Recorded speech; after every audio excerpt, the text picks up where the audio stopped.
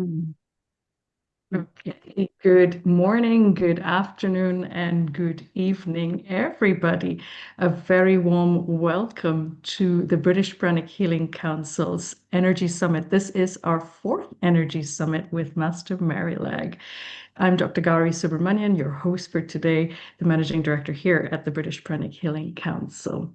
So, our topic today is on the science of spirituality and religion. So, we have them both in dialogue. Are they similar? Are they different? Is it compatible?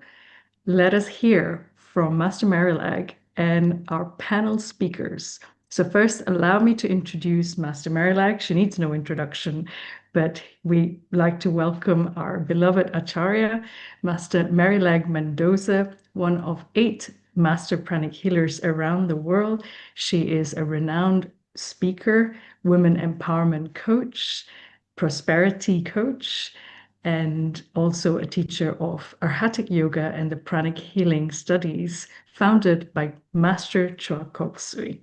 So she was previously also, as she would say in her past life, a mathematician working in real estate, and she's a mom and grandmother to many, many different children in different parts of the world. So welcome, Master Marilag. Thank you, Gauri. But of course, today is different than the previous summits. This is the fourth, you said? So Fourth. the first 3, we don't have Master Nona. So I'm honored to have Master Nona with us. And everybody knows Master Nona. I don't need to introduce her, right? She's much more ahead of me, much more wise and everything. She covers more countries than we do. So I would like to ask Master Nona to speak, to say something. I'm sharing this platform with her, okay? Not just me, with her. I'm so happy that you said yes, Master Nona. This is not a Yes, whole day, not a whole weekend summit. It's okay. It's only 1 hour, 1.5 hours. when when Master Manila gave me the news, somebody's inviting you for a summit meeting. I said, I'm not a speaker. Summit means a weekend away, and my weekends are all full. And what with who? With some president or CEO? Is it a G20 or a G40 or summit meeting? Well, anyway, she said an hour. Oh, okay. So that's it. And online. Oh, all right. Okay. So I'm here. Okay. Thank you Atma for namaste saying to all. yes. Thank you. I'm honored to share this platform with my twin sister. Twin in pranic healing. Okay, not a real blood sister, blood twin. No, no, no. We're twins in many ways. Yeah, that's why I call her my twin. Okay, many, and it's not Many, worth many ways. mentioning. Not worth mentioning why. Okay. Anyway, Masanona, since you're here, can you guide us in an invocation to open Okay. the summit? We are all pranic healers, no? Not Yeah. all are arhatics. That's correct, yeah. I Yeah. don't know. Okay. Looks like they So are. shall we? Well, you can put your hands on your heart and you know why. Okay. Shall we? To the Divine Supreme Being, we thank you for all your blessings. We thank you for your love and mercy, your guidance and protection, your help and inner strength to be able to practice regularly our spiritual practices. Thank you for the healing.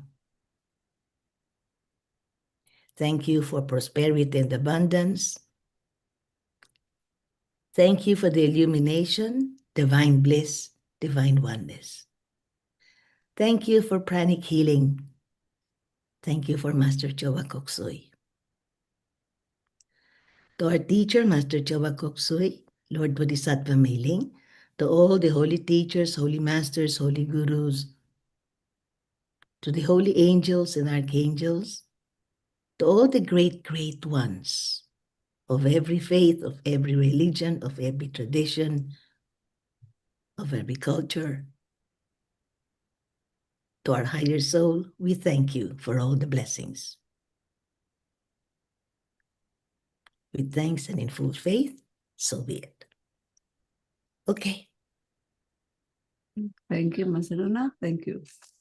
Thank you. Thank you, Master Nona. Thank you, Master Marilag. So we're very blessed today. As you say, we have a guest speaker with Master Nona. So that makes 2 of the 8 Master Pranic Healers. That's 25%. We're winning.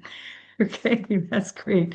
So shall we also take this opportunity to introduce, we have 5 panel speakers with us today, Master Marilag.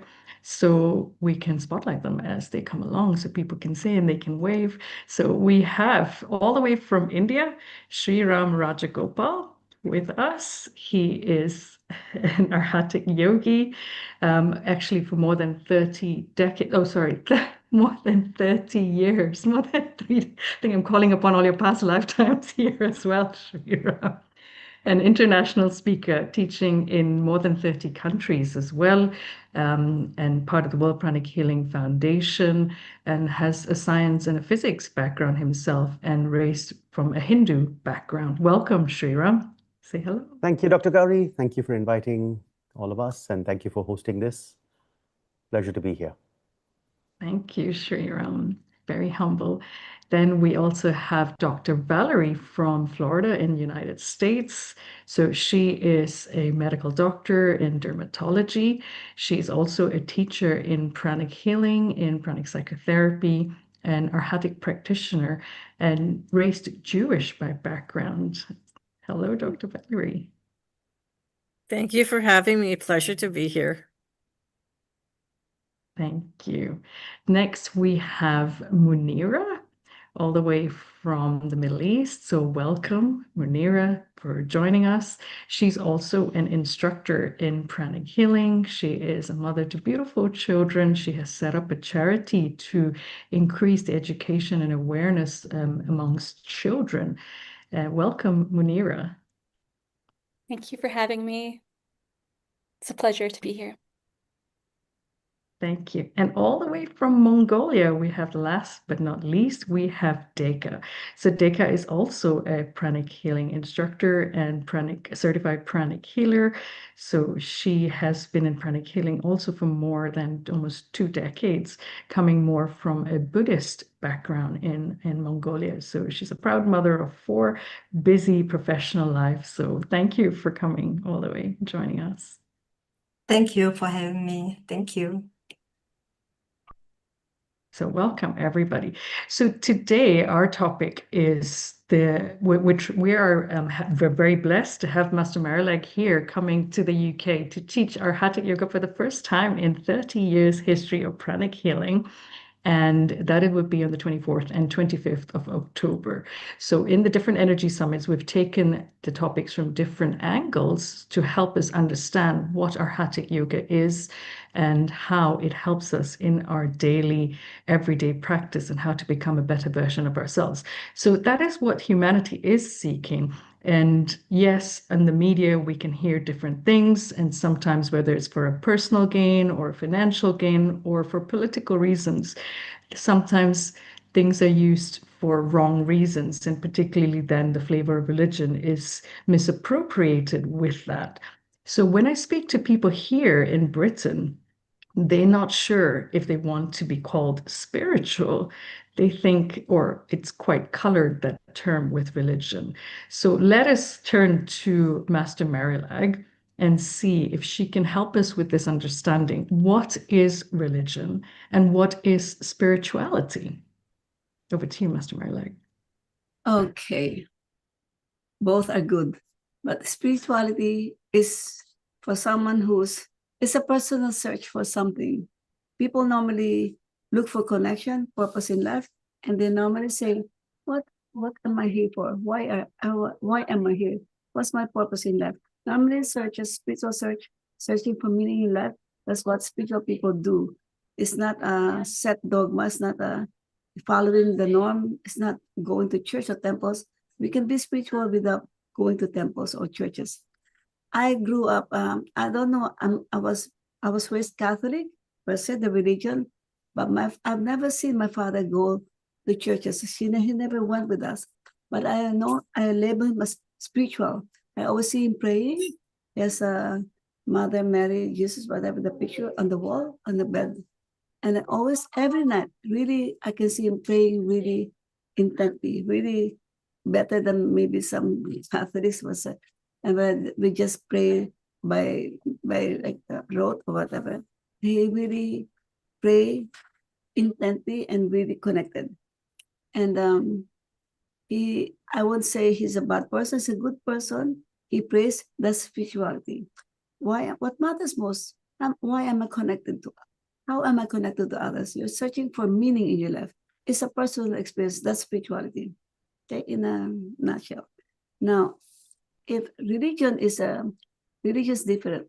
Religion, you have follow a certain group.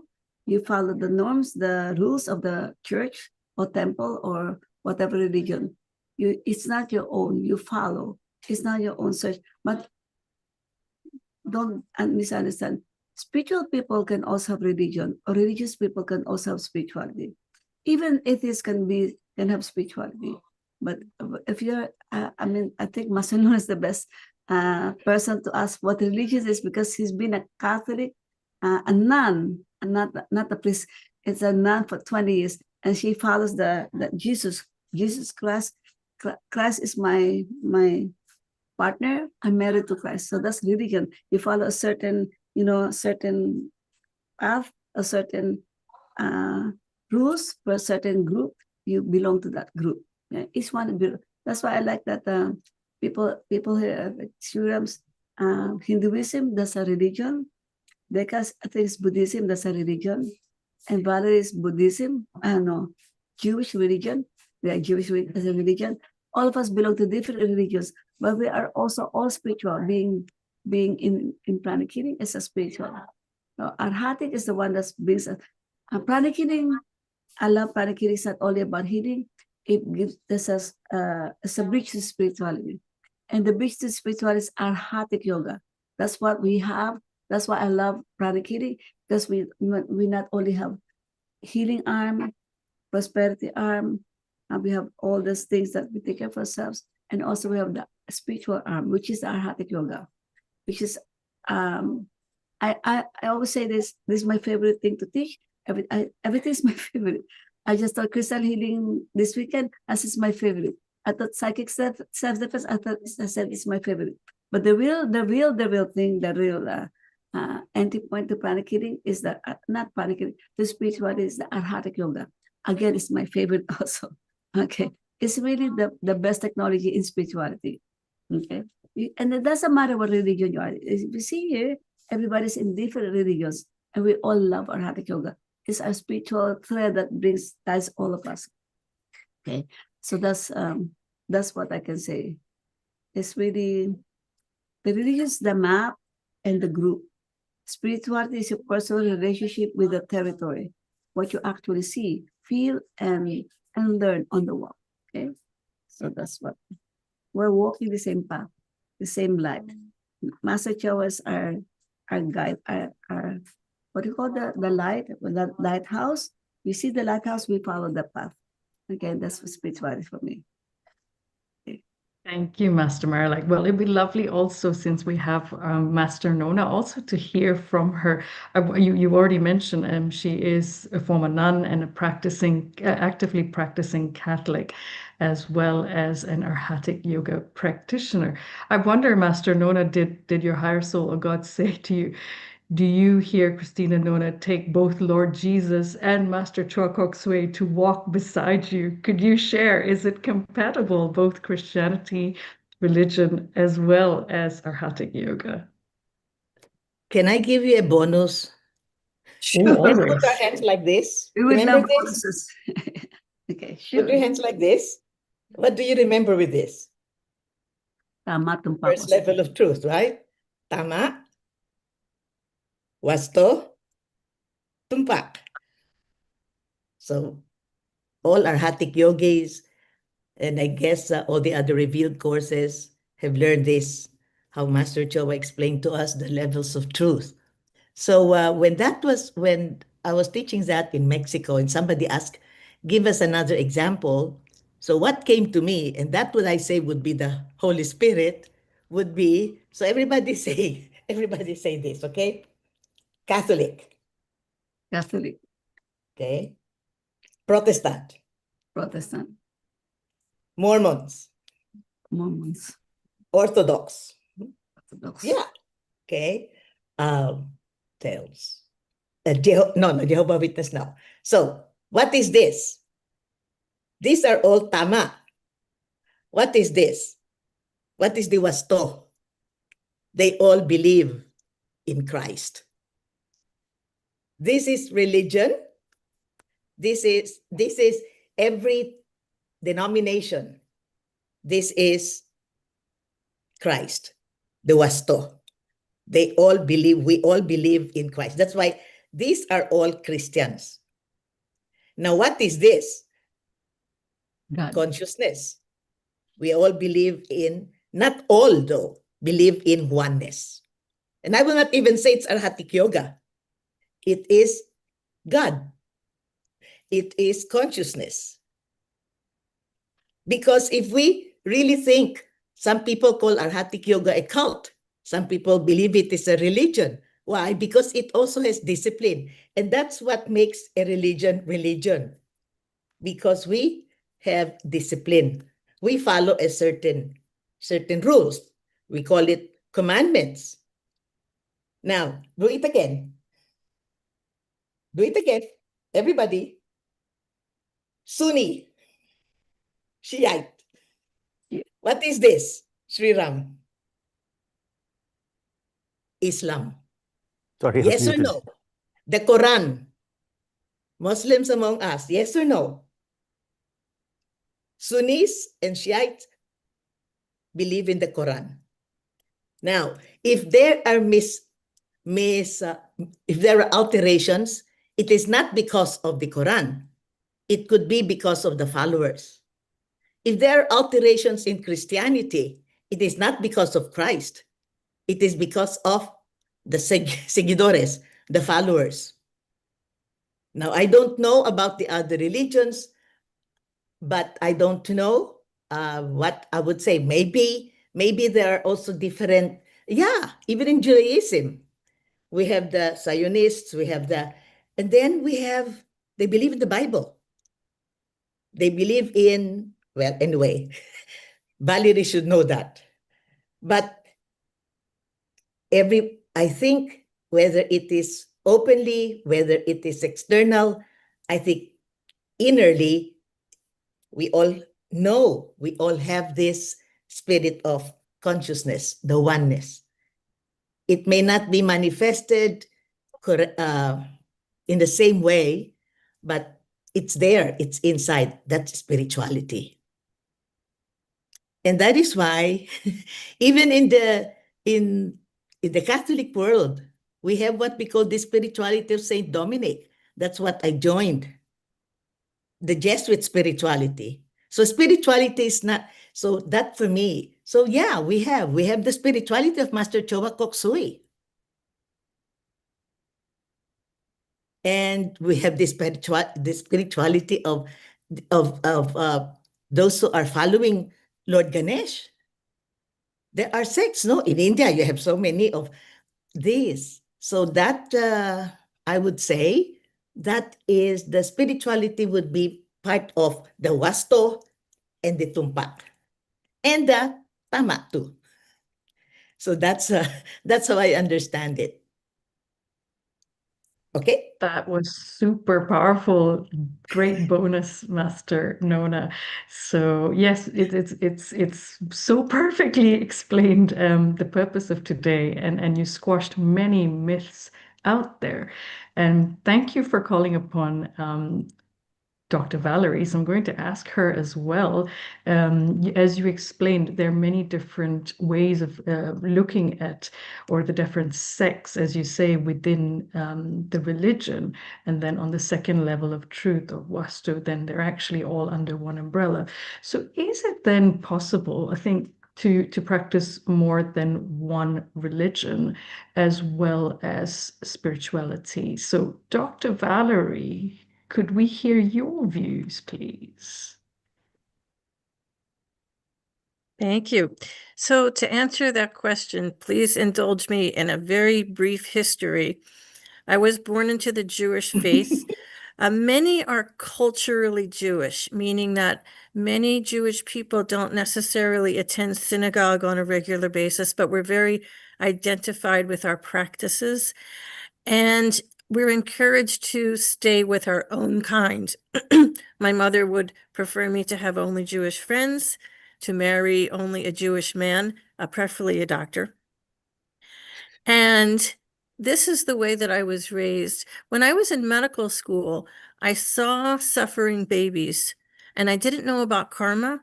So I could not understand how there could be a loving God and suffering babies. And I completely lost faith in God and became an atheist. And then after a few years of intense suffering, I came to a moment that I called out for God, and a presence came that I felt so strongly and so palpably that I absolutely knew to my bones that there really was a God. And an amazing thing happened. I came after some time to realize I could practice any religion I wanted to. I didn't have to just stick with Judaism. And when I look at that, it makes me realize that I had connected with my soul, and my soul inherently knew that there is only one God that is pervasive over all faiths. And I became interested in Christianity, my own personal journey as one of becoming more and more loving. And that to me is what Christianity is really all about. And so after some time, even Christianity started to feel too small in what I was exposed to. And I became interested in spirituality and came to pranic healing and Arhatic Yoga because I wanted to become more loving. And that was God's answer to me to get to pranic healing, which has Twin Hearts meditation, which makes us more loving. And what I love about Arhatic Yoga and Master Chokkok Sui's approach is the desire to study the commonality of all of the faiths. He's always emphasizing there's one God. He has a beautiful lecture on how the religions all have their roots in the same way. And now I have connections with Hindu goddesses, with all the different meditations that I've been exposed to. And so now, even though I still carry a very, very strong cultural root in Judaism and a very strong faith in Christianity, I embrace all religions and I love to learn about them. Thank you. Thank you, Dr. Valerie. That was really powerful, especially now that Master Nona had the powerful opening teaching us the different levels of truth.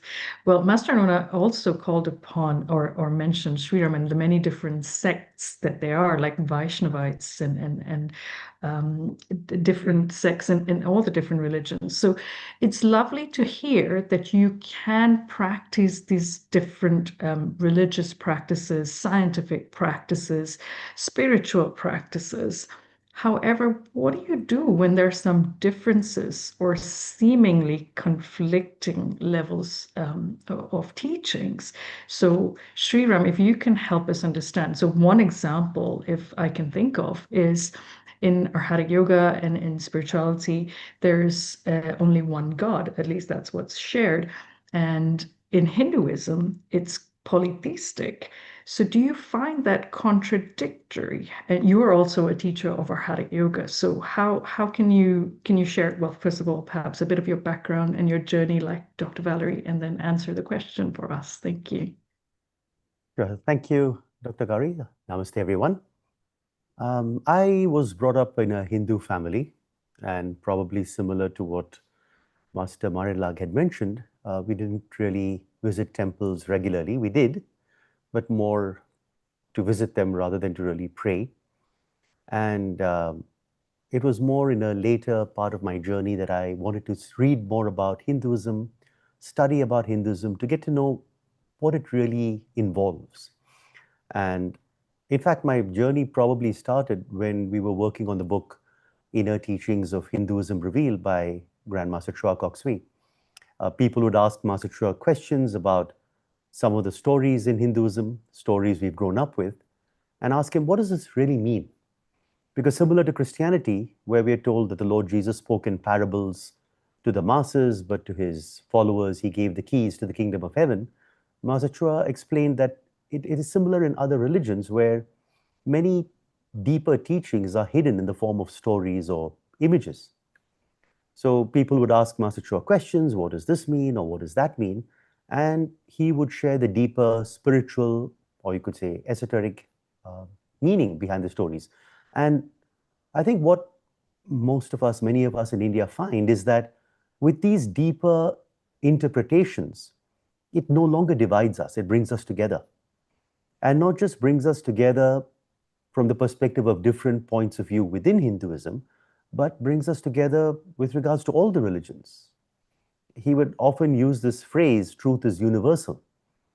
And you begin to see that.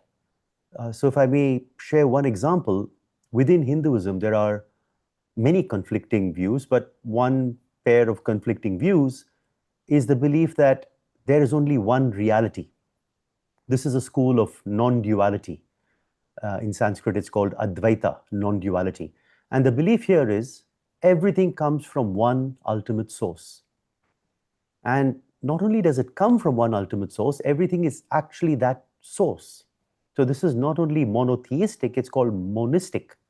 So there isn't just one God, there is just one reality. You and I are part of that reality. Matter is part of that reality. So there is that one view. Now, on the other end of the spectrum, there's another school, which is the school of duality, which in Sanskrit is called Dvaita. And this is the exact opposite. It says, you are separate, I'm separate, God is separate, matter is separate, we're all separate. And traditionally, the followers of one school would find it necessary to prove why they are right and why the other school is wrong. But when Master Chua shared with us, taught us, he said, they're both correct. It depends on your point of view, or going back to Master Nona's example, the whole Tama, the Vasto, and the Tumpak aspect. So Master Chua's explanation was, from our perspective, right here, right now in the body, the teaching of duality seems valid. Because that's our experience. You're separate, I'm separate, God seems separate. But Master Chua says, when we experience ourselves as the soul, and by the way, that's the objective of Arhatic Yoga. The term itself, Arhatic Yoga, comes from to work towards becoming an Arhat. I'm sure that will be covered later. And so when we experience ourselves as a soul, Master Chua says, you feel one with all. Though you remain separate, you experience oneness with all. So Master Chua's explanation was, you don't really have to fight and disagree and argue about who's right and wrong. They're both perspectives that are correct, depending on your viewpoint. And then he would expand that further. So when we believe, for example, the non-duality principle, we are all one, then he would remind us of the teaching in the Bible where Lord Jesus says, whatever you do to the least of your brothers and sisters, you do to me. And he says, that's an example from Christianity. And that's how he was able to, I think, bring us all together, help us to see the beauty behind all religions. I think, as you mentioned in the beginning, sometimes their religion is given a bad rap, that it's the cause of all problems in the world. But I think if you go, and as Master Nona said, that's not the original teaching. That could be the interpretation of the followers. But when we go back to the essence, the true teachings by the great, great teachers who revealed these teachings, you see the beauty behind them, you see the oneness behind them, the essence behind them. And I think that for me is one of the most beautiful aspects of Master Chua's teachings, which links religion, spirituality, science, and brings it all together. So as Dr. Valerie said, I may have been born a Hindu, but today, if you ask me which religion do I follow and practice, it's all. Which of the great prophets, messiahs, bodhisattvas do I respect and follow? All of them. And that's even in our prayer. You heard Master Nona at the beginning saying to all the great ones, all the teachers of the different faiths. And that's exactly how I think most of us see it. Thank you so much, Sriram. That's very, very insightful. So it's actually one and the same. I think another saying, Master Cho, is you have 5 fingers. They appear different, but are actually part of the one hand and the one system. That's extremely powerful. So I'm going to turn it over to the 2 masters to give their comments as well. Who wants to go first? Master Master Nona? Nona, of course. Master Nona. For Master what? Nona's here, so I'd rather give everything to her. Okay. Oh. No. I cannot. It's like total agree, ditto to everything that was said, and maybe because that's because we are Arhatics, right? And many of us are already, as you say, rekete Arhatic, which means we had been practicing for many years, and therefore it's already ingrained in us. And as Shuram said, no, it is the soul. The spirituality comes from the soul, and since I am the soul, it just takes time to be able to realize what the soul is all about and what the soul is for and where the soul is going. It does take time. And then that's when pranic healing, although it's not really lifetimes or incarnations or whatever, except for the law of karma, lifetimes are not discussed in pranic healing. And it creeps in Arhatic Yoga. And it becomes a natural, the soul definitely will tell us, right? And open our minds. And that's the presence of the Holy Spirit. And Master Chowa did tell us, right? You are the temples of the Holy Spirit. And yet if we think, and I'll tell you one episode with Master, because being Catholic, and he knows, when he will refer to the Bible, he will say, Nona, what does the Bible say? And, and of course, me, I also am a Capricorn. And so, I'm like that. So he, and I told him about the Holy Spirit, the explanation of our catechism. And then that's when he said the first time, right? Nona, look at my finger. Okay, whom do I point to? You remember that example that he keeps on, and it shows even in the video, and he tells us even in the class. So that's when he said, and he explained the Holy Spirit. And I really was so happy that when he explained that in 1998, I think, in New York, when he gave for the first time, achieving oneness, I went to him and I said, can I hug you? And he said, why? And I said, oh, you're so wise. Because, that's one thing with faith, right? Faith is this, okay? Or faith is this, or faith is also that. Faith we can equate, we can define it like tama, and then it's a wasto, it's a tumpak. Because then the finger example was for me the example of the tama wasto tumpak. It's the soul that really brings us to this. It is and that's why we're Arhatic. It is the evolution of the soul that goes from tama, wasto, tumpak. And that we receive from, it's a blessing that we are Arhatic people. We are pranic healers, no? We start with pranic healing, and then we go farther. It's time. There's a time element. And time means lifetimes. So why are we not, it's not pride, right? But it's true. We're not, as Master would say in another video, we're not Tom, Dick, or Harry, no? Yes, we are now who we are. I am the soul, right? And yes, it's like our gratitude, our honor, to Master Choa for giving us from his teacher. Now, remember, he always will explain that he received this from his teacher. And that's why we also are sharing this from our teacher. And thank you for that, for this opportunity to do that, to share something something from the teacher that is very important. That's priceless, Master Nona. Every time, every time. Thank you, thank you, thank you.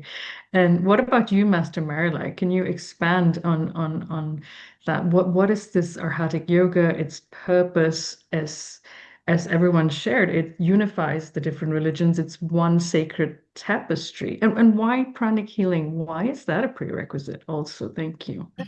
Master Nona says Master said we're not Tom, Dick, and Harry. I was gonna interject. We're Peter, Paul, and Mary. Anyway, it's true.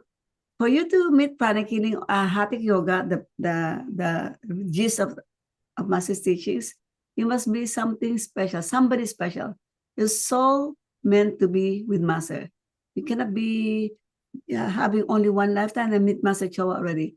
We must have been born many, many, many lifetimes and achieve a certain soul level to be able to be karmically allowed to meet Master Choa.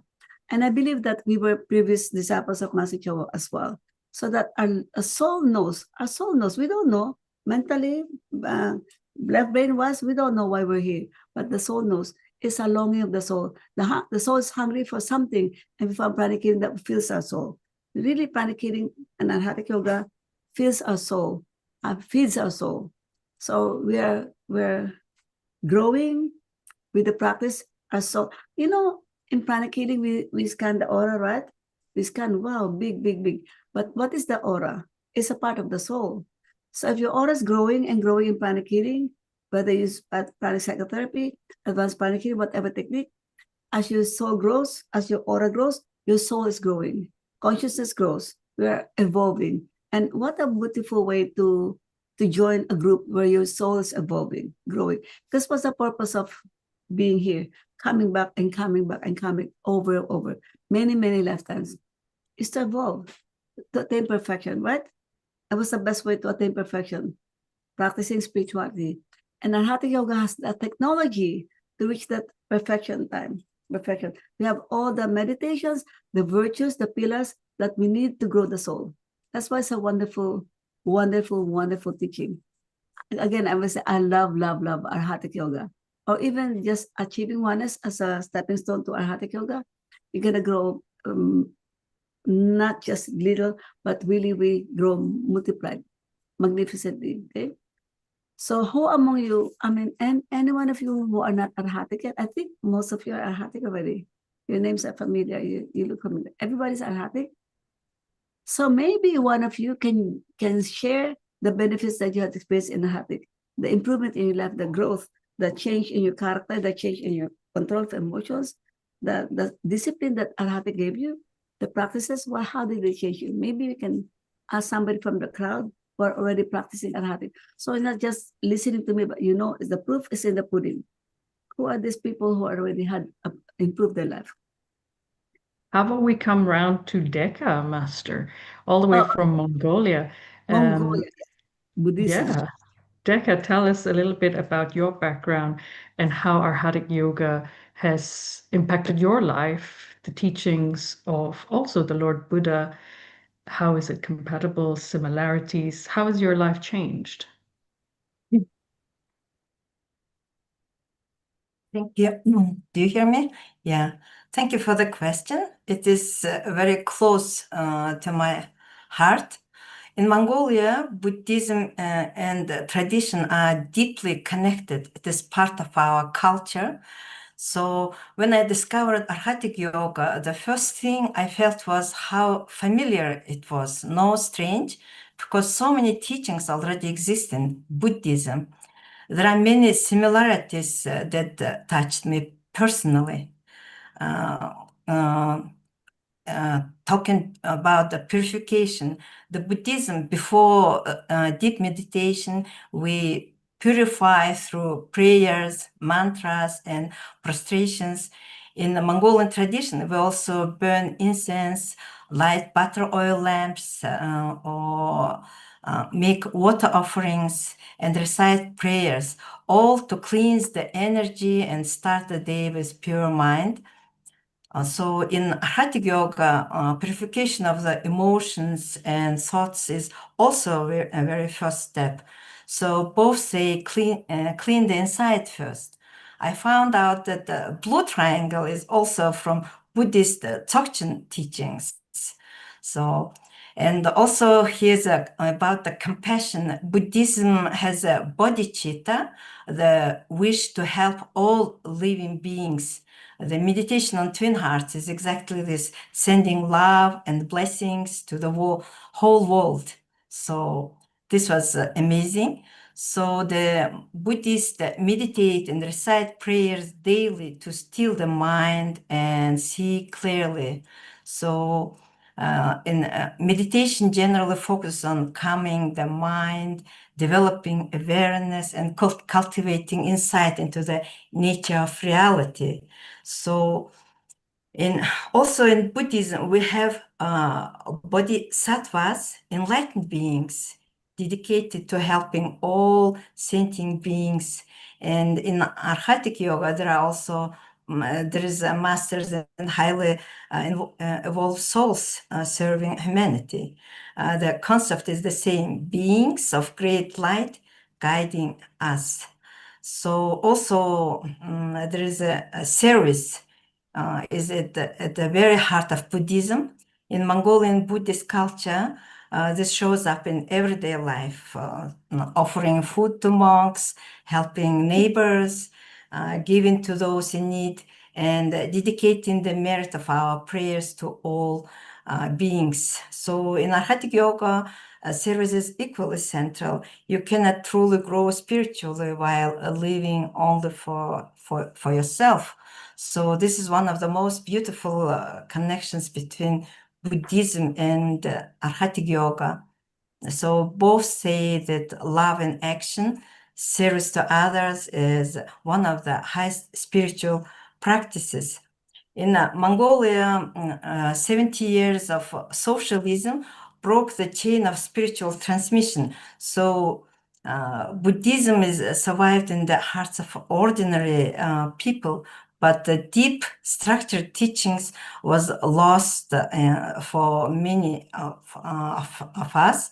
So I found the Arhatic Yoga, it gave me that structure, a clear step-by-step path. Practices I could feel working inside me. So I'm, as a profession, I'm an engineer, technologist. So it was close to me to all this Arhatic Yoga's structure. It was just for me or for this people in this timeline and in line. So in Buddhism, there is a eightfold path. This is the core practical guide for Buddhist life, and it connects beautifully to Arhatic Yoga. We know this: right understanding, right intention, right speech, right action, right livelihood, right effort, and right mindfulness, and right oneness. And this eightfold path of Buddhism is all present in Arhatic Yoga. So in the virtue and in golden rule, and also in the affirmation of I am that I am, and so this is the similarities of the pranic healing and Arhatic Yoga. So I am so blessed to have the Arhatic Yoga, to know the Arhatic Yoga, and Arhatic Yoga just bring me the structured and step-by-step to know the even my Buddhist background to understand it deeply. So Thank you. Thank you, Decca. That is beautiful, beautiful explanation that Thank you.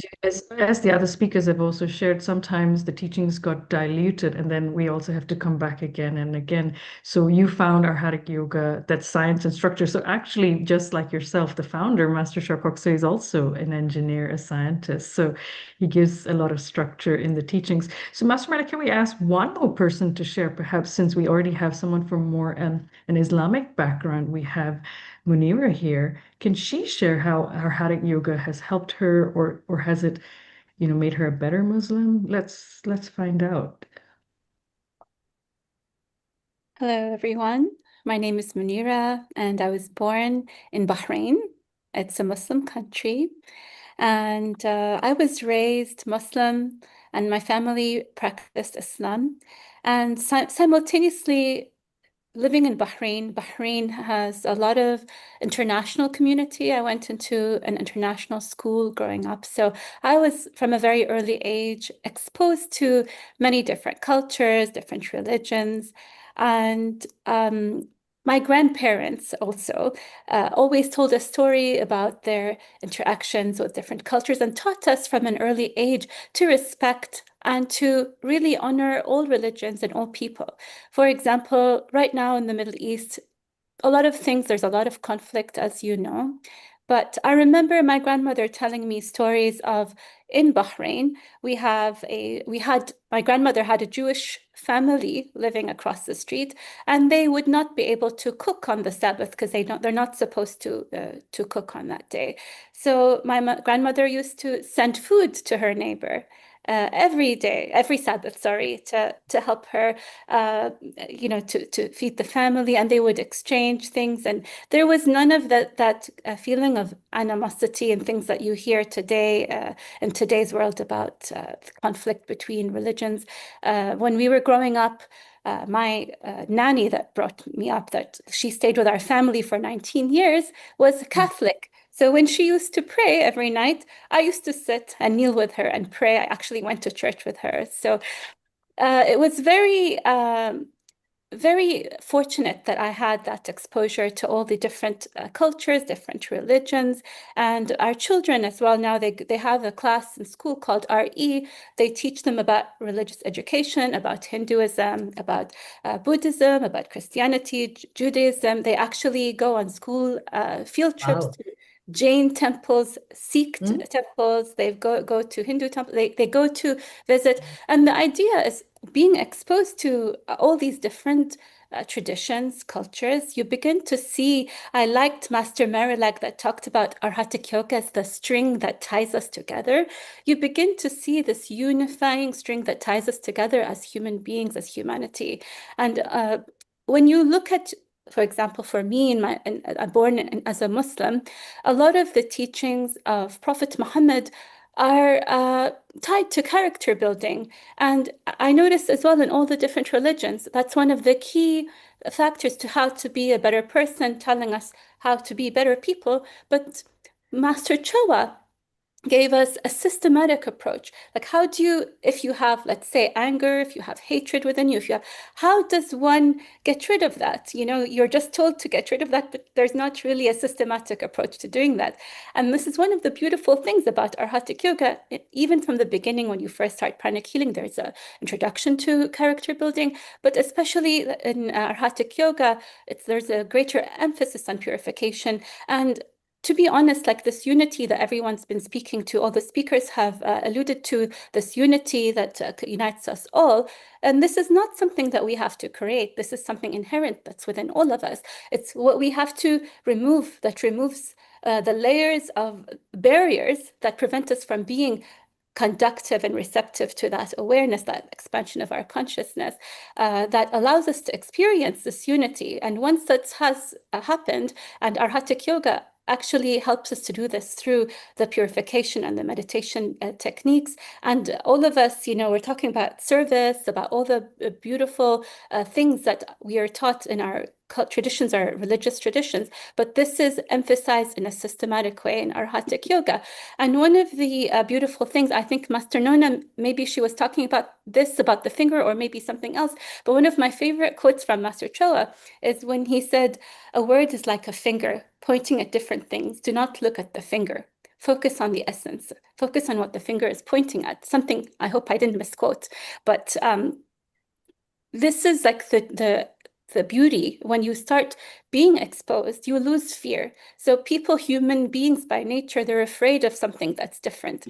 And when you meet people, actually, the ability to see them first as a human being, beyond the label of religion, beyond that judgment of what you expect somebody from this culture or this religion to be like, you see a human being, and even beyond that, if we can see a soul. And this is the beauty of Arhatic Yoga. It helps us to see this. And Prophet Muhammad, peace be upon him, in Islam, one of the things that he has said is, seek knowledge even as far as China. So imagine, like, even as far as China. And so these knowledge is teachings. It helps us to learn, to expand our minds, to remove barriers that keep us in darkness, that believe, our calcified beliefs, our prejudices that keep us separate from each other. And one of the things Master Choa said, that Prophet Muhammad said was, I was sent to perfect good character. And the teachings are to help us to perfect good character. So in this sense, Arhatic Yoga and Islam are very compatible, and Arhatic Yoga and any religion is very compatible, because all religions are trying to perfect our character as people. And Arhatic Yoga gives us a systematic approach to this, and it gives us the ability to reflect, to try to become a better person step by step, and to shift us from being unconsciously reacting to things in our lives to observing ourselves, understanding both our strengths as well as our weaknesses, and acting with awareness. So the purification techniques, the meditation techniques, the character building, all of those removes those internal resistance or obstacles to being receptive and conductive to this thread that unites us all, that, like Master Marilag said. And Master Choa's teachings, like Master Nona said, like, there are so many different layers of truths and multiple perspectives, and all of these can exist simultaneously, and it doesn't negate each other. So depending on the evolution of the soul and the requirement of the soul, at some point the layers unfold, and we become ready for a greater truth. And many of us were in this situation where we were looking for something more, and this is where Arhatic Yoga came into our lives. Sometimes there are things that seem like they're conflicting or contradictory. For example, in Islam, the invocation for Muslims, usually it's directly to God. So there's no, any other intermediary between a person and God in prayer and invocation. And when people hear the Arhatic invocation, or any invocation which invokes the blessings or guidance or help from any other beings, sometimes that might sound conflicting. But actually, when we understand that on the highest level of truth, we are all blessings come from God. So we can understand that the higher beings are energy transmitters, like they help to transmute the energy and the knowledge and the blessings to a level where our bodies can handle them and can comprehend them. So it steps down the energy for us. So it's still not contradictory, because the energy and the blessings are coming from the same source. Ultimately, there is one supreme God, but then, to explain it in a different way. So this is like different perspectives. So it helps to explain this when people have conflict. Also, sometimes when we say Hinduism has like many gods, Islam has one God, well, that's also not 100% true, because we have the 99 beautiful names of Allah, and Master Choa has a fantastic meditation on those. And each of these names exemplifies a quality of God, which sometimes can be expressed with form in some religions, sometimes without form. So those are also the many levels of truth. So Arhatic Yoga helps us to see beyond these labels, beyond these things that separate us. And what happens is, we become more united. We see our shared humanity beyond the labels of religion, race, or any perceived difference. And our true nature, our eternal soul nature, becomes more embodied in our daily life, because spiritually, ultimately, we're all one. Ultimately, all truth comes from the same source, and Arhatic Yoga helps us not only to see that, but also to experience that personally. So I'm very grateful, very blessed to have found Master Choa's teachings, and thank you all for giving me this opportunity to share my experience as well. Thank you. Thank you so much, both Munira and Deka. So yeah, if everyone heard what all the speakers and yourselves had to say, the world would be a very different place. What would be airing in the news today? So thank you for showing even what is seemingly different is actually not different. As you say, don't look at the finger, look at what it's pointing at. So yeah, perhaps even coming out of that angle of religion, taking the medical perspective, right? So if you want something, you can go to a family practitioner or a GP. But if you want a specialist, then you can go to certain people who have that specialism. So a different way of looking at it, perhaps sometimes people can have sensitivity to certain words that is used. As Sriram says, sometimes they want to prove a point. So perhaps like in England, sometimes we say a God of your understanding, because sometimes the word God can trigger people. If I myself come from a Hindu background and was in a Buddhist school, so if I share something from the Hindu teachings, I'll say it first in Tamil, which is Annayum Pidaum Munnari Devam, which translates to, well, your mom and your dad are your first outposts of God. So there are these different guides and people, in the first instance, what we call parents, to show us the way. But ultimately, as Master Nona explained, on the Tumpar level, the highest level of truth, we're all one. But it's so nice to hear all the different perspectives. Over to both our masters to give their views. Thank you. Okay. First of all, I never met you, Munira. I love your explanation, your understanding of Arhatic, very concise, right? But what I love is what you shared about in your school. You have RE, religious education, and you go to all the different religions. Amazing. I don't know whoever thought of that in your country. That's amazing to expose all children in the different religions, right? Not get stuck with one religion only. Very good. I remember one spiritual teacher said, you don't dictate your religion to your children. Let them decide when they're a little grown up. Expose them to different religions and let them decide. But now, I'm Catholic. I raised my children Catholic because that's my religion. And our tendency to impose our own religion to our children. And even worse, some parents, they want the children to get married to also the same religion, right? And there's so much conflict. If one is Hindu, one is Muslim, and so much fighting. As Master said, if only people know that the soul has no color, no gender, no religion, no culture, there will be no fighting, no racism, no ism. Okay? So I like that exposure. I wish we have that in America. I mean, I don't know how to talk to have that kind of the education. Even go to the temples. You don't even just talk about it. You even go to the different places of worship. Amazing. And I'm so happy to meet you here in the summit because I haven't met you and you seem like to be a very good teacher. Very beautiful, very good teacher. Okay, very smart. Okay. Honored to meet you here. Okay. There are many Arhatic Yoga classes. Yes. Okay. Sriram is teaching Arhatic everywhere. She's the most sought after Arhatic Yoga instructor. Yeah. So connect to Sriram, go to Sriram if you want to learn in India. There's so many. I think there were three people, Victor, Carolina, and some Yamira, something. Three people said they're not Arhatic yet, so they want to learn. So Arhatic teaches everywhere in the whole world. But following Gauri, and this is British Pranic Healing Council, she would like to invite some of you who are close to Europe, to London.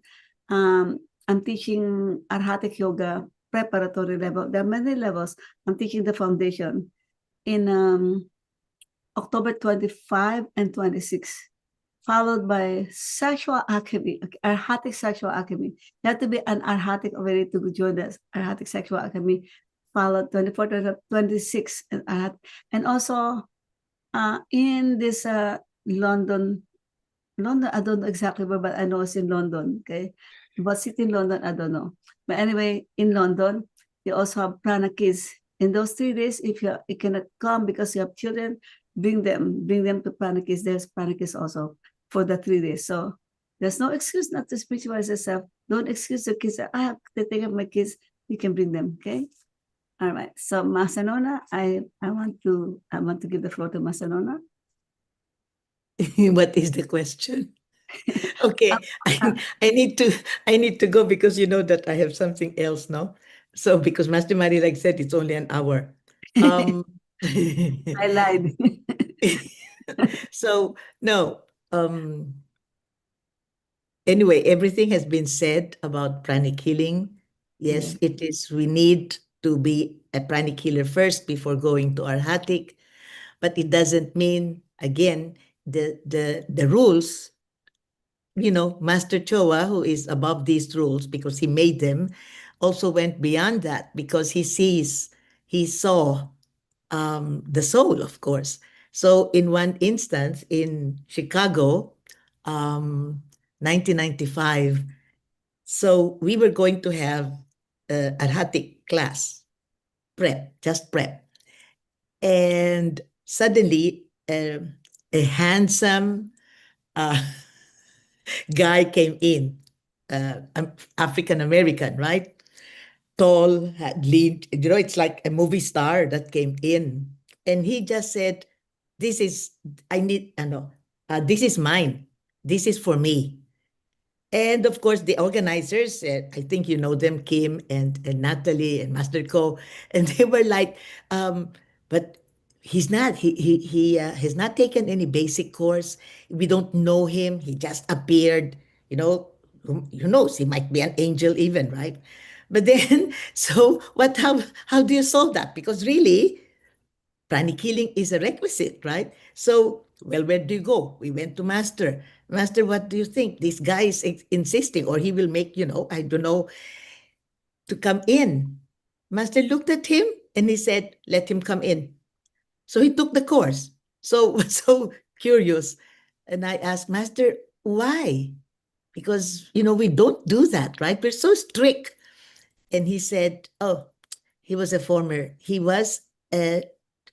disciple, or he was a junior disciple. Oh, that's the word. He was a junior disciple.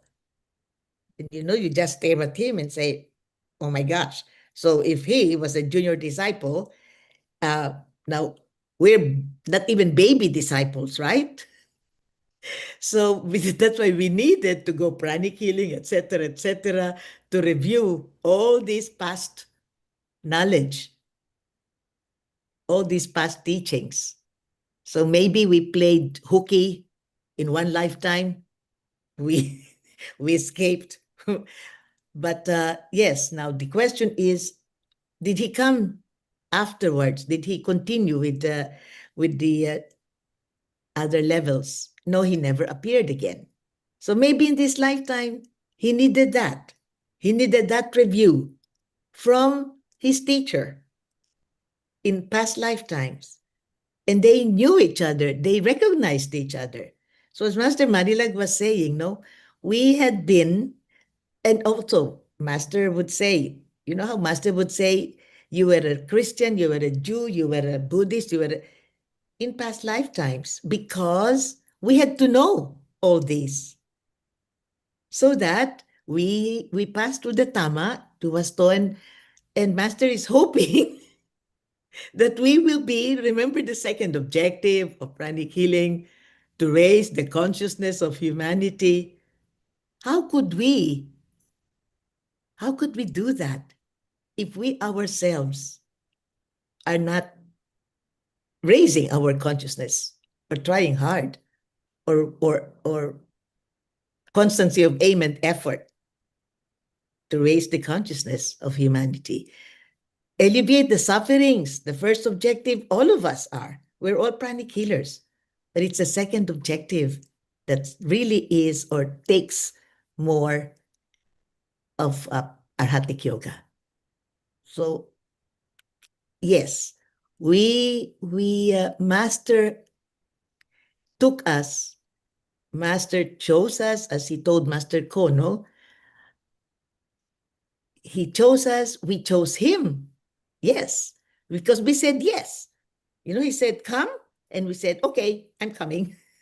Yes. Why? Because, yes, we at this lifetime, we have to take this lifetime as the opportunity to really, as we said, discipline and service, Arhatic Yoga, to really fulfill our teachers and his teachers and his teachers, etc., wishes and visions. So I think that is why we are Arhatic Yogis.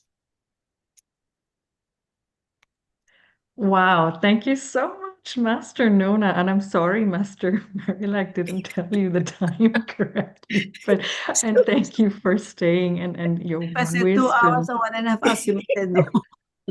Thank you very, very much. Thank you for inviting me, and thank And you. thank you for I saying wish you yes. all the blessings, all the blessings. Thank Even you. though against your solar plexus, out of your love for me, right? Yes, that's true.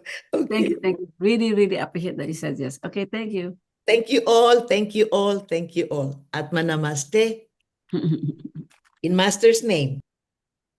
And can pray for me. I think he's gonna do the rosary. Oh, that's so nice. So she balances both. So perhaps that was your way of correctly expressing to her Really, entity. in the past we always go over. Officially 1 hour, we always go over. I won't say go over. I said 1 hour. Officially is 1 hour. And then I saw you announce it 1.5 hours. I said, okay, I didn't know I lied. Thank you, thank you. Thank you so much. That was always so powerful, and we were blessed to have the pair. And now we have you all to ourselves as well. So that's great. Thank you. Master Marilag, so we have heard from our panel speakers as well as yourself and Master Nona that it's really unifying all the different religions, and religion perhaps was a method to bring us back to ourselves. And as one of our speakers shared, sometimes they tell you what to do or what you need to do, but the how is not so clear or it's convoluted.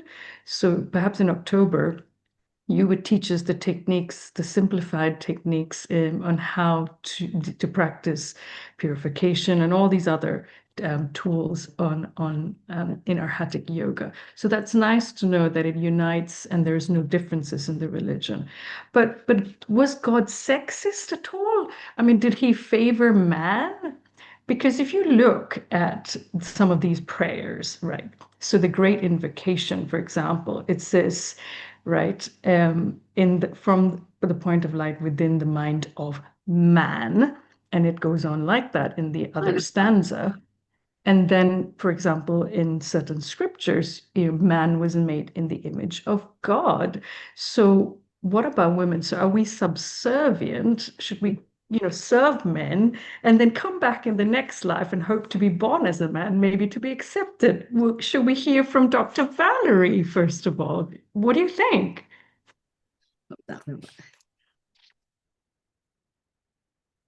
I just love this question. So Arhatic Yoga is about unifying. We've talked about, unifying through religion. And Arhatic Yoga teaches us that we're really a soul. That's what Master teaches us. We're a soul. As soon as we identify with the body, some of us have 2 X chromosomes and some of us have an X and a Y.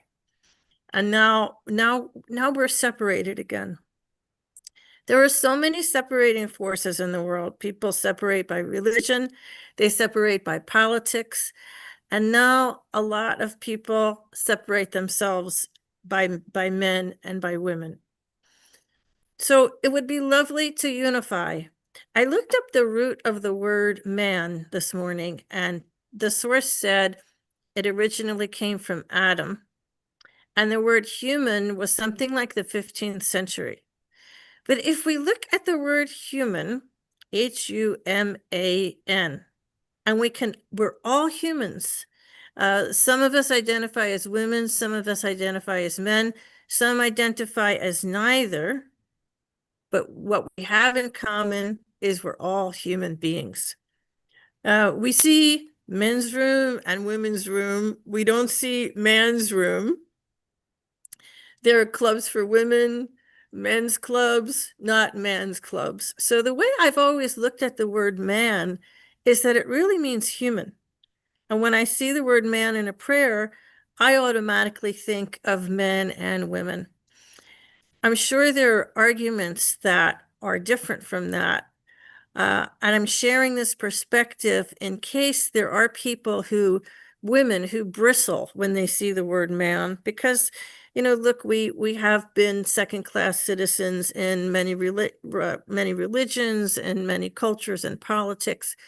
And in Arhatic Yoga and identifying as souls, it would be great if we could be unified in this and identify ourselves as human. And when we see the word man in a prayer, just know it means humanity. Thank you. Thank you, Dr. Valerie. Absolutely. So there's these differences, like you said, XX, XY, gender pay gap, many differences in culture and interpretation. What do you think, Master Marilag? Do you agree with Dr. Valerie's viewpoint, or is she wrong? There's no hope. We need to come back next time. Or Arhatic Yoga, does it accept women? I mean, is it equal? I totally agree with Dr. Valerie said. Okay, when even Great Invocation Master said, all men and women, every man, the point of life within the mind of God, that light stay forth in the minds of every person, every being. You can say every person, no exceptions. God loves us all, whether you're man, woman, gay, whatever, all the other terminologies. God loves us all. As I said, as she said as well, as Master Nona said, God has we have the soul has sexes, no man, no organ, no gender. Okay, so we don't. When I do Great Invocation, I do not say only men, only women. Everybody, no exception, not even one. Okay, so as I said when I was guiding them, you are also included in the blessing. Every man and women. You are a man, you're a woman, you're a soul. We bless the soul actually, not the gender. Okay, so there's no separation. We're all one anyway. Okay.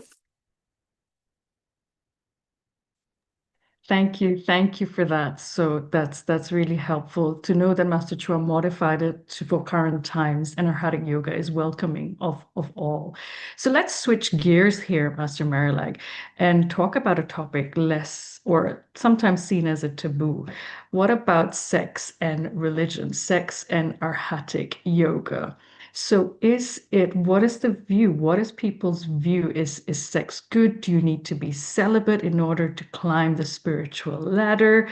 Or, how does it work if you have negative attitudes? So statistics actually tell us that nuns, priests, monks have the highest amount of prostatectomy and hysterectomy, so removal of the sexual organs. I wish you asked that question while Master Nona was here. I know. She's I'm not a nun.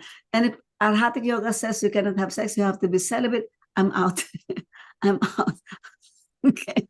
And I mean, that's what's good in Arhatic. They don't say, Master doesn't say no sex. Master doesn't say be promiscuous, be full use of your ways, okay, of your sexuality. No, it's everything in Arhatic is moderation. No celibacy, no full liberty in going with any other man or any other woman. Okay, doesn't have to be opposite sex. What's good in Arhatic Yoga, we are taught to transmute the sex energy. Why anyway in the religion? Master Nona is a good example for that. I mean, Master Nona is Master Nona. She loves sex. Okay, of course she's normal. That's why she's so smart. She has a very good sex chakra. But they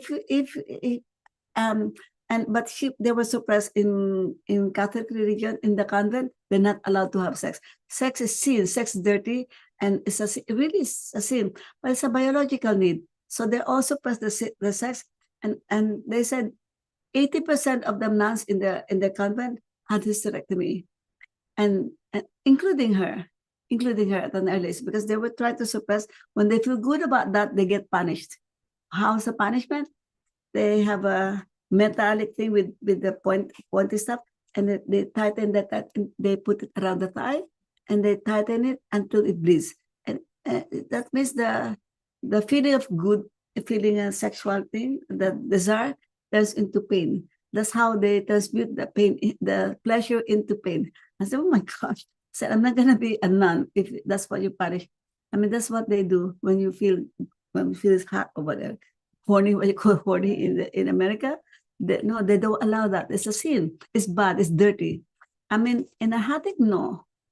And the reason why, Master said, the reason why they told you not to use sex is to use it for spirituality, for illumination. It's not about dirty, but the problem, Master Cho said, they were never told how to transmute the sex energy. So that's why the more you suppress the sex, the more you become hot, or the more you desire, the more you crave, because the more you suppress, it doesn't go up. So it gets bigger and bigger and bigger the more you crave for men. I know somebody said, I really was so like, and I'm trying to suppress it, and I just got any man will do. So imagine that any man will do. In Arhatic, no, we transmute it to the crown chakra, which is what we use for spiritual growth. Okay, that's the good part in Arhatic. No excessiveness, no one side. Okay, as who's this? Decca said in Eightfold Path, right thoughts, right speech, right action, everything. Correct perception, incorrect. They have incorrect perception of what it is. Again, Master Chowa asked Master Nona to teach in convents, in seminaries, and the nuns said, I wish we knew this before. They were like, it's too late. And then Master Chowa asked Master Nona to teach in many convents, in many seminaries in the Philippines. I wish we can teach all this here in America, in other countries, so the nuns and priests don't have to suffer. You know, that's why there's so much like scandal in priesthood, because they're suppressive. I mean, it's a natural biological need. Unfortunately, it's misunderstood, the teachings, okay? That's why in Arhatic, we're teaching you how to use it properly, the sex properly, how to use it, what it's supposed to do. Okay, that's another advantage. Thank you, Master Marilag. So that's very helpful. So it's actually the wrong attitude to sex, and that's being suppressed. So it's not that sex is bad. And as you said, it needs to be moderated, as Master Chua taught, and it's fuel for higher inner visions, creativity, and oneness, etc. Okay, thank you, Master Marilag. I feel better now. And also you shared that Master Chua taught all these nuns and priests, so he actually saved them from all these suffering and having the correct attitude. So, well, maybe we call upon Sri Ram. So that's nice that these nuns or celibate people have the right attitude. Now, is there a problem for the rest of us who are in relationships, Sri Ram? Now what do we do? If we have an outward release, so do we not have any opportunities to go up now? Or does Arhatic Yoga and Arhatic sexual alchemy hold some answers? Sri Ram. Thank you. As Master Marilag mentioned, in Master Chua's school, it's all about moderation. There's a quote where he says, anything extreme is not very good. So if you're in a relationship, then naturally, sex is part of that relationship. It's part of intimacy. But Master Chua used to joke about this. He says, since that sex energy is so precious, apologies, my throat was, since the sex energy is so precious, he says, make it last longer. He would joke a lot about that, especially in India, and said, make it last longer so you get the maximum benefit from the experience. But talking about sexual alchemy, Master Chua also talks about how you can use the relationship between a couple to actually accelerate our spiritual growth. And I heard Master Marilag mention she's teaching that course when she visits in October. And that's a brilliant course because many people who come to Arhatic Yoga are in relationships.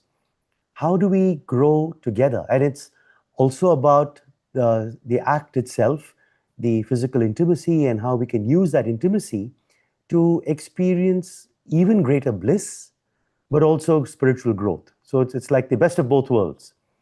You have the bliss of the sexual act and you have the spiritual growth, but it's not just about the sex itself, it's also how we can grow with each other in a relationship. And some of us have heard about these couples who've been together for many, many years. You start looking like your partner, you start talking like your partner. And there is actually a transference of energy that takes place between the people in a relationship. Now, how do I use that to actually grow spiritually and even faster? For example, what if I have a strength that my partner can benefit from, or my partner struggles with? Or what if my partner has a strength that I can benefit from? So there are some incredible energy techniques that are shared in that class, Arhatic Sexual Alchemy, which teach us how to actually unite, how to share energies, how to accelerate our spiritual growth, and how to have a great time together physically.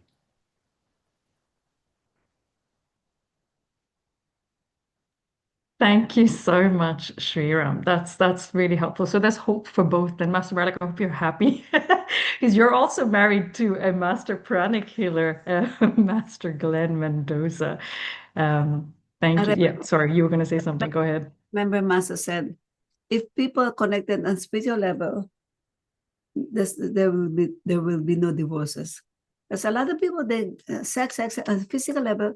If your attraction is on the physical level, and if you get old, you get fat, the men normally look for younger bodies because they're only attached to the body, not the soul.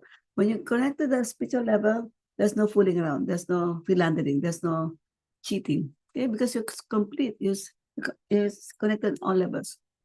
That's why if it's just sex, if it's just physical work, done. If you're not connected at the emotional level, mental level, spiritual level, the relationship is like, it could fall apart. Okay, that's why it's important to connect on the soul level. Heart connected, heart, soul connected, and sex connected also. And then you're gonna be, you cannot find that same love or connection with other people who just wants to put you in bed, to have sex with you in bed. It's lust, not love. Love making makes a big difference if there's intimacy, there's exchange. When you make love with another man or another woman, doesn't matter. Whatever the strengths of this person or weaknesses, you transfer to the other one. So if you both are Arhatic, you're both clean, you don't dirty the other side, the other person. That's why Master said, once you are Arhatic, you're not gonna have sex with any person with one night stand. There's no more like, oh, I like the handsome guy. Oh, I wonder how he is in bed. And then you have sex one night. That's it. You dirty your body. You're more choosy with your partners. You're more, you treat sex as more sacred. That's why it's called sacred sex. In the beginning, we called sacred sex. It became Arhatic sexual alchemy. Alchemy is this exchange of energy between the two of you. That's why it's wonderful. You get really, really binded together, like closer together. Shriram also, as a wife, was Arhatic also. So he knows what I'm talking about. Okay? And Master Hector also, as a wife, was Arhatic also. So we got lucky. And Master Dani also. Okay, I'm not the only married Arhatic here. You can interview this man. I mean, in the past, you said conserve the energy. You don't, in Arhatic, you don't have sex all the time, right? You conserve it.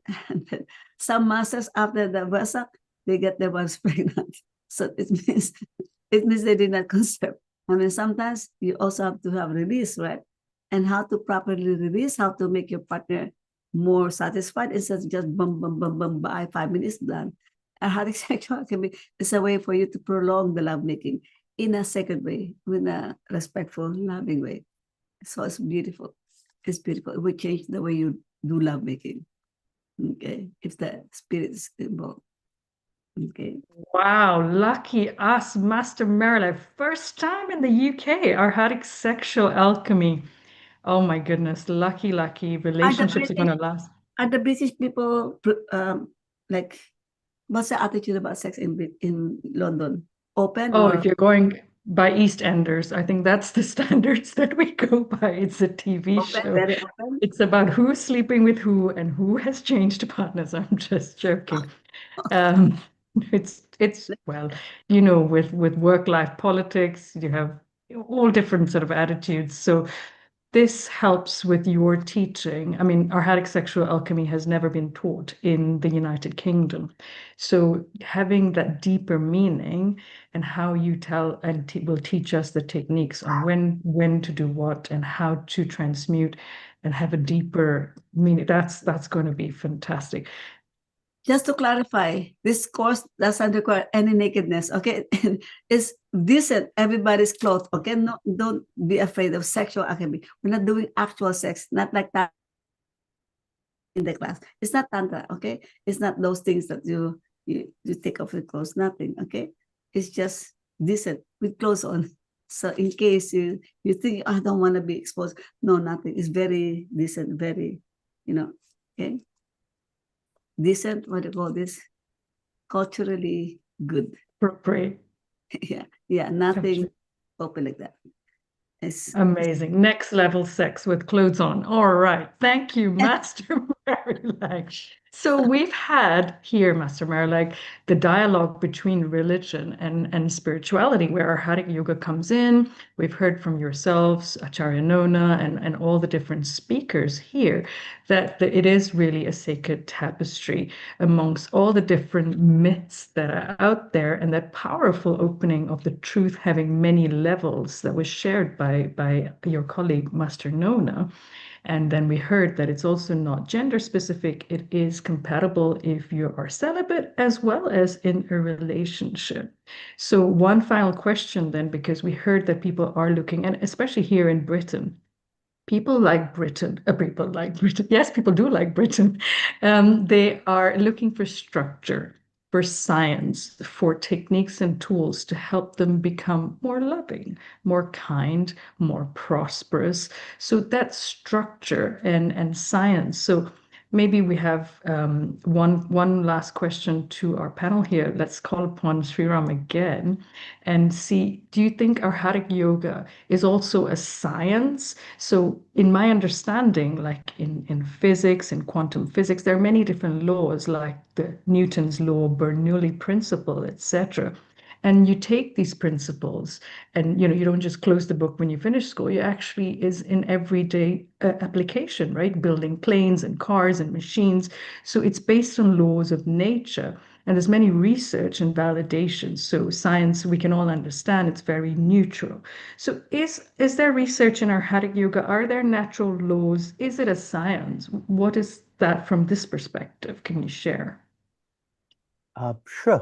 The research, I think we can actually request Master Marilag to talk about, because she and Master Glenn do a lot of research on various topics. There is research on the effect of the meditation on twin hearts, for example, and other aspects of pranic healing. But coming to what you asked about, is Arhatic Yoga scientific? For me, science goes beyond research in the sense that if you can apply a certain technique and you can show that it produces results, not just for one person, but for a variety of people, not just in one country, but in multiple countries, there is already statistical evidence to show that it works. And I think if we talk to probably tens of thousands of people who've learned Arhatic Yoga around the world based on their own experience, we definitely see results and people saying that this works. And to the other point, it is scientific in the sense that if you want to grow spiritually, let's start with becoming a better person, a better version of ourselves. My colleagues here have mentioned how that is one of the key points in many religions. Munira said many of the Prophet Muhammad's teachings are about the virtues and character building. Some of the 10 commandments are about honor thy father and mother, do not kill, do not steal. In Buddhism, the Eightfold Noble Path talks about right thoughts, right emotions, right speech, right actions. And if you go back to some of the most ancient texts in Hinduism, in the Vedas, the holy texts called the Vedas, it actually prescribes, and this might address some of your other questions also, it says that in order to live a good life, a person should follow three things. One is dharma, which you could translate as living a virtuous life. So whatever you do it in a virtuous way. And based on that virtue, the second objective of life was artha, which is prosperity. So I often mention this when I teach in India, where sometimes there's this perception that spirituality and money or spirituality and prosperity don't mix. Whereas Master Chua says they're like two wings of a bird. You need both to fly. You need spirituality, you need money. And in the ancient text, that's how it was described. You need that prosperity. And the third one, interestingly, was karma. And Master Chua would joke with us saying, I'm sure you've heard of the Kama Sutra. And karma is pleasure, including sex. So aiming for a life where you look to increase pleasure, including sex, aiming for a life where you look to increase prosperity, was considered a well-lived and noble life as long as you work towards these objectives along with the virtues. So the virtues have always been an extremely important part of spiritual growth, of religious teachings. But the challenge, and Munira had mentioned this, if I'm struggling with anger, I might want to overcome that anger. When I get angry, we feel embarrassed later on about it, we regret what we had said. But at that moment, for many of us, and I'm actually speaking from personal experience, I've struggled with anger for a lot of my life. At that moment, when that trigger occurs, before you can think about it, before you can even try to stop yourself, the anger just explodes, it bursts out. And as we grow older, we'll be telling ourselves, or people will be telling us, come on, control yourself, you're old enough now. But it's not that easy, it's not a switch.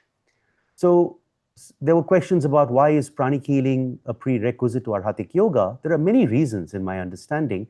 One of the key reasons is Master Chua brings in pranic healing into the practice of Arhatic Yoga. Because I might wake up every morning and meditate for a couple of hours, which is brilliant.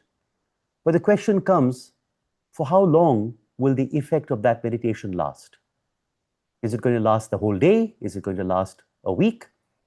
And the answer, I have a favorite answer for these questions, is it depends. And in a way, the effect of that meditation lasts until my next outburst. So if I finish the meditation, check my phone, see a message from the office which pisses me off, and I sort of mentally start criticizing that person, it's going to be a few seconds and the effect of the meditation is partly lost, not fully, but partly lost. So this is where Master Chua says, even in Arhatic Yoga, character building is the heart. He has something called the 5 pillars of Arhatic Yoga, 5 essential practices for us to follow. The second one is character building, even before meditation. And the reason I find it so structured, so powerful, is he doesn't just say, stop getting angry or start following a schedule. We learn in pranic healing that these weaknesses like anger, weaknesses like irritability, weaknesses like laziness are actually energies within our system, within our chakras. And we learn techniques to identify where these energies are. We learn techniques to disintegrate these energies, remove them from our system, and replace them with something positive. That is incredibly powerful. It's as if we are targeting our weaknesses by targeting the very root cause of the weakness. Now, of course, it's not magic. I can't remove the energy today and transform tomorrow. But in as little as a week sometimes, or definitely 2 weeks, we see a shift. And think about that. If I've been struggling with anger for 30 years and I can see a shift in 10 days, that is incredible. So you have these very, very powerful tools and techniques from pranic healing, which are integrated in Arhatic Yoga, part of our practice, and a very systematic approach. Like you might say, okay, what do I work on? There's a very systematic approach. I think many people here have attended pranic healing. Even in the basic class, we talk about the 5 virtues. Why is it those 5? Why is it not something else? There's a reason for that. And that reason is actually connected to the nature of the soul. So based on my nature of the soul, how do I work on myself in a structured way, using pranic healing to systematically identify and work on the various weaknesses which I'm trying to eradicate? It's incredible. And you see that result. When you start seeing that result, it's one of the most inspiring aspects of the practice, because you can see something you've been struggling with maybe for decades, beginning to shift, beginning to change. And you realize this works. So is that scientific? I would say so. I think you can definitely see the impact of the character building practices, the pranic healing practices, the meditation practices woven throughout pranic healing. It is a structured system. It's not just close your eyes, feel good about yourself. That's nice, but pranic healing is very structured. What do you do? How do you do it? Why do you do it? When do you do it? Where do you do it? Why do you not do it? You know, Master Chua was an engineer. So when I teach, I often tell people, if you can't figure out a logical reason why we're doing something, you probably have to look deeper, because there's nothing here which is do it because Master Chua said so. It's all do it because of this. It works because of that. And you can test it by doing this. It's brilliant. So I have a lot of friends, a lot of colleagues who are from a science background, from an engineering background, medical background. And once they put in an effort to understand the system and the teachings, they're captivated because they realize this isn't just do it because Master Chua says so. This is a system which explains the whys and the hows. And that's absolutely amazing. Oh, you nailed it in the head. As always, dear Sriram, thank you for that.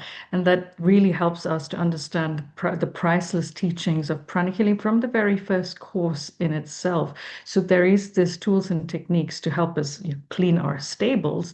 So when we take these heavy weights, and it's so nice to hear your testimonial within 10 days. So it's not like you have to wait for a very long time. You see a significant change, as you shared, in such a short time. This is super, super powerful. Thank you. I mean, Master Marilag, you used to say that one of your dreams and wishes is to have a pranic healing university. So it actually has all these offerings, and as Sriram said, there's validation, there in every angle and every teachings. Yes, Master Marilag. All these teachings, we can create a school, a university, a college, better than normal, careers. It really is a course for your life. Every pranic healing courses, all pranic healing courses as a way of life is applied daily in your life, not just a theory, not just, oh, I know, and then you don't do anything. As Sriram said, you have to do this, you have to do this every day, discipline, and you work on yourself, you analyze, what do I need to release? What emotion do I need to let go to improve my life? And you work on it, you follow the virtues, you follow the pillars. And I believe that the virtues are so important. I mean, I know in those great ones, those spiritual beings that are there, Lord Jesus Christ, Paramasa Yogananda, those Saint Mary, you see their lives is all about loving kindness. They're all loving. They're all have developed heart. You cannot be up there when you're a criminal, you stole or something. So you have to practice a life full of virtues. And that's what pranic is about. And is it a science? I would say yes, because Master calls it technology of the soul. If you say technology, there's some techniques, right? Technology. And before Master Chua released from basic pranic or Arhatic Yoga, he actually experimented. Science is about experimenting, getting subjects to experiment, work on it and see the results. And we have the beauty in pranic, we have the scanning arm. We can scan. Is it this? Is it work? Is it no? It's not for me. Yes, for me. Yes, it works. So we have a validation tool, and if it's always produce the same result, it is a science. It is a science. You keep on practicing, and scan the results are the same. As Sriram said, thousands of graduates and everybody had improved their lives. Arhatic Yoga graduates everywhere in the world, and you can see them. They're so grateful to Master. They're so grateful to the teachers because pranic healing and Arhatic Yoga improved their lives. So if it's improved, that means it's working. It's working not only for one. I mean, sometimes scientific experiments, sometimes it's good for one, it's a success, and then the rest are failure. This is all success for everybody. So it's a science. I believe I label it as a science because of that. Okay? Definitely a science, a technology. The most powerful technology of the soul, Arhatic. I cannot say anything more. Everybody knows that. Thank you. Thank you so much to hear from the senior disciples. And we had 3 of them on the call. I know Master Nona downplayed it in her humility, saying, what did she say? We're not even babies, but very much senior disciples of Master Chokoksui, Master Nona, Master Marilag, and Sri Ram as well. So that concludes our questions. And thank you for all our speakers for uniting and showing us that you don't have to subscribe to one or to the other. They're compatible, and many levels of truth that Master Nona opened, powerful opening. And also, there's no gender bias. There is compatibility with relationships, with single people. That's fantastic, and it's a science and validation. So, Master Marilag, as a final part, would you help us to do a meditation on oneness, please? Okay. What I can think of oneness is do the soul affirmation. Okay. Oneness not only with us, but with God and all. Okay. This is taught in Arhatic, but I can guide you with oneness by not identifying with your body that you are the soul. You connect to the real you, connecting to the essence, the real essence in you, and then connect with God and all the great ones. That's how we do it. Okay. Oneness with God, oneness with all. Okay. Just follow me, mentally follow me. And we're not talking about oneness with the body. It's not about merging your bodies, about merging the souls together. Okay. Shall we?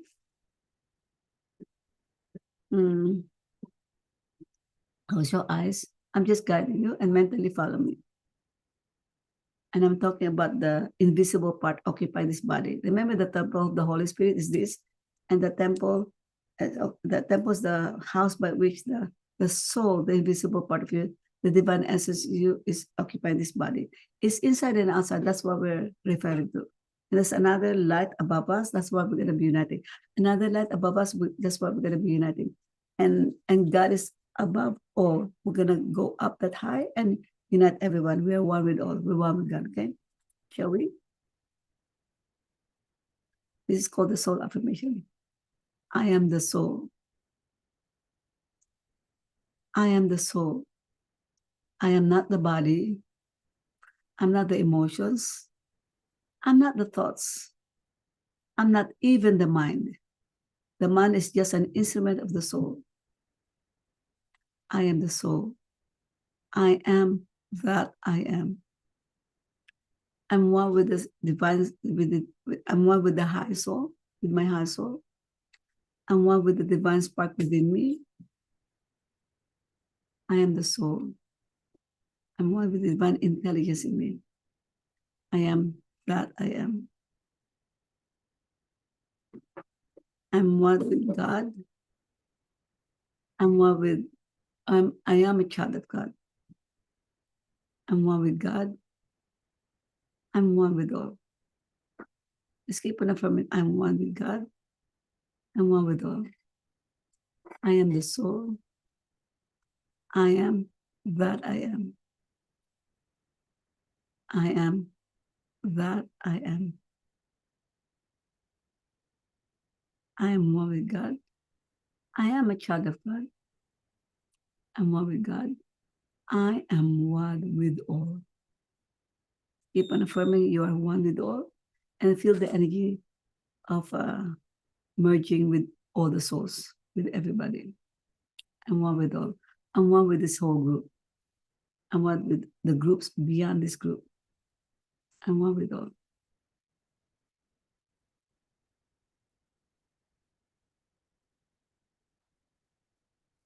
Feel your soul, feel the energy. I'm one with God, I'm one with all. I'm the soul. I am that I am. Keep on saying, I am the soul. I am that I am.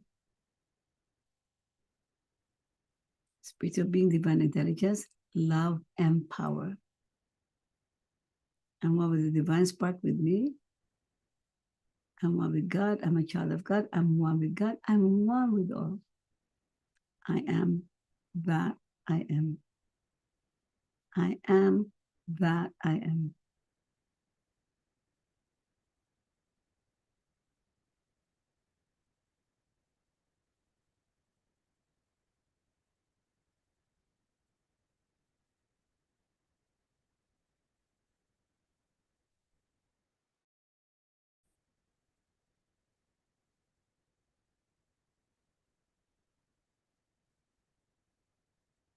Okay, open your eyes now.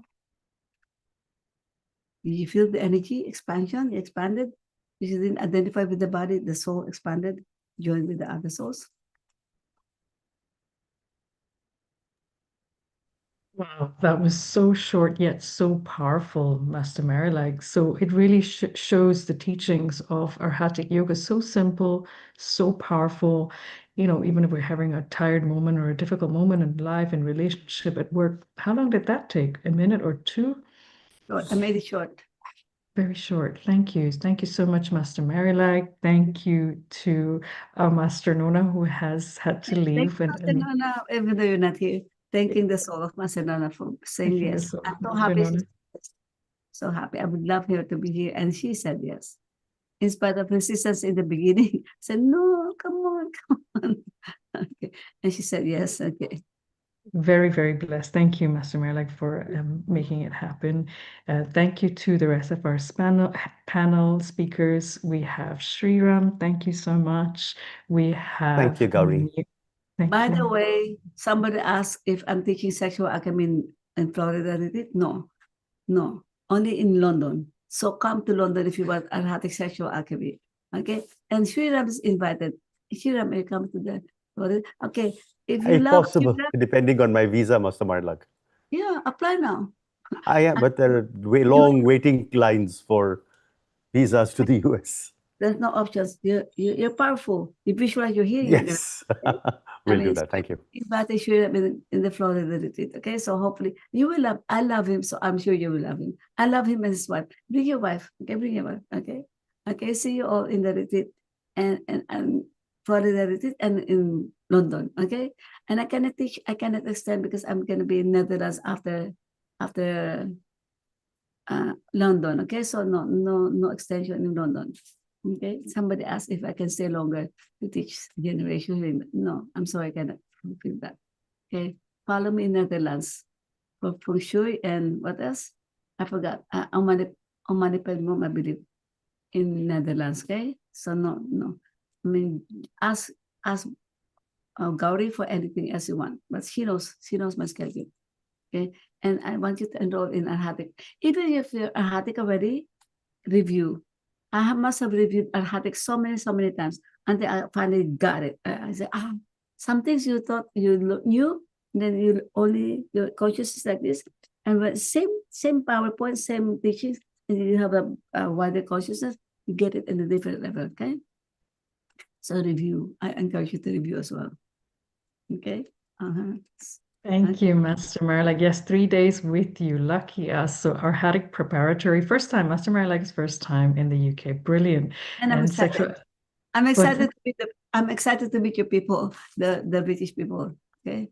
Yes, the heart chakra of Mother Earth is in the UK. So thank you. Really? So she's a walking heart chakra. So yes.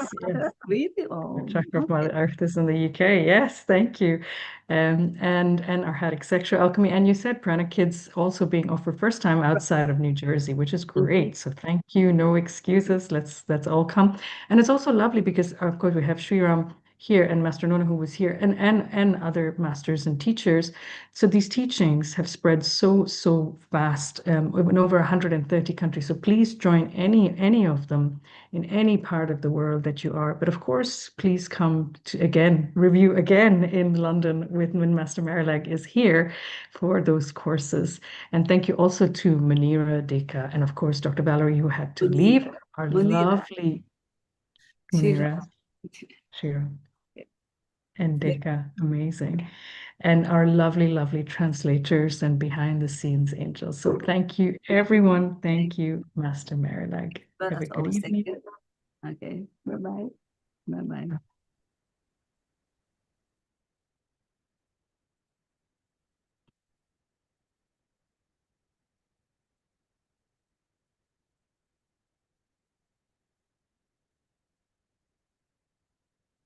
Night.